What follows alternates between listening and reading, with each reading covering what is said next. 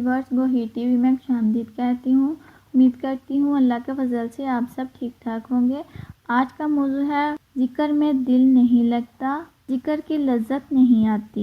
پیارے پیارے اسلامی بھائیوں اور بہنوں، ایک شخص رات کو ذکر اللہ میں مشغول تھا اور اس کی زبان پر اللہ اللہ کا ورد جاری تھا۔ شیطان نے اس کو جھڑک کر کہا، اے کمبخت، کب تک اللہ اللہ کی رٹ لگائے جائے گا؟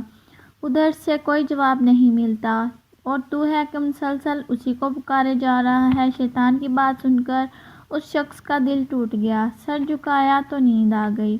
عالم خواب میں دیکھا کہ حضرت خضر علیہ السلام تشریف لائے ہیں اور فرما رہے ہیں کہ اے نیک بخت، تو نے ذکر حق کیوں چھوڑ دیا؟ اس نے کہا کہ بارگاہ الہی سے مجھے کوئی جواب نہیں ملتا، اس لیے فکر مند ہوں کہیں میرے ذکر اللہ کو رد ہی نہ کر دیا گیا ہو۔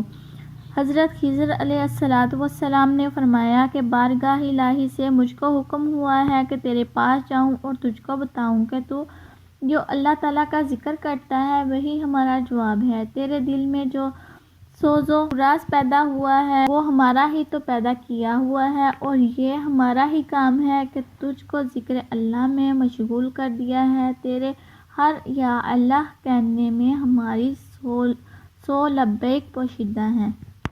یعنی ایک جاہل اور غافل کو سچے دل سے دعا کی توفیق ہی نہیں ہوتی، کیونکہ یا رب کہنا اس کی عادت ہی نہیں۔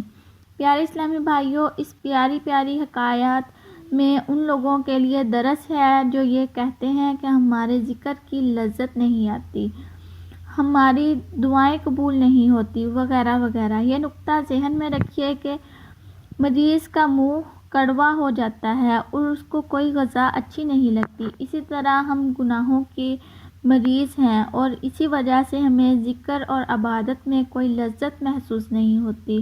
تاہم جس طرح مریض دوا اور غذا کا استعمال نہیں چھوڑتا، ہمیں بھی ذکر اور عبادت کو ترک نہیں کرنا چاہیے۔